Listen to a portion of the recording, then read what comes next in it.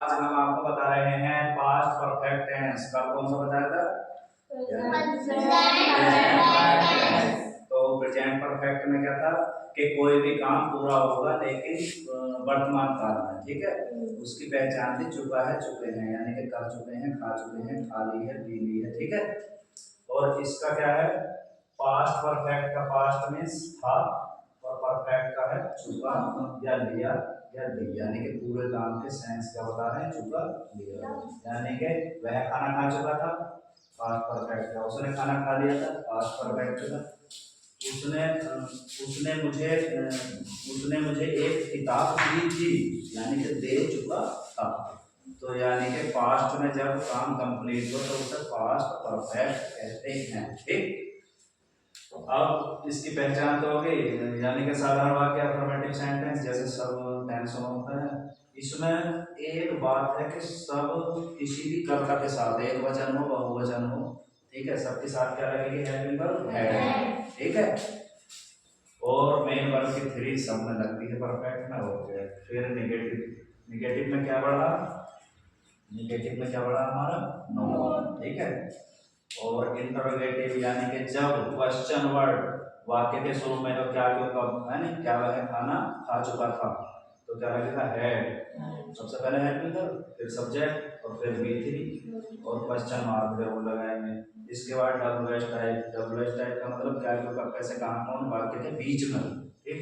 जब वाक्य के बीच में होगा तो सबसे पहले उसकी अंग्रेजी रखेंगे। मैंने इससे ही जोड़ दिया है, यानी कि क्वेश्चन वर्ड भाई, भाई अगर रखेंगे फिर हेल्पिंग वर्ब, फिर सब्जेक्ट, फिर ठीक लिख दिया। जब क्वेश्चन वर्ड वाक्य के बीच में हो तो कौन सा सूत्र लगेगा? यहाँ से ये वाला सूत्र जुड़ जाएगा, ठीक। और निगेटिव इंटरव्यू अगर नोट भी आता है, इसमें नहीं आता तो नोट कहाँ लगेगा? सब्जेक्ट के बाद, सब्जेक्ट और बी थ्री के बाद।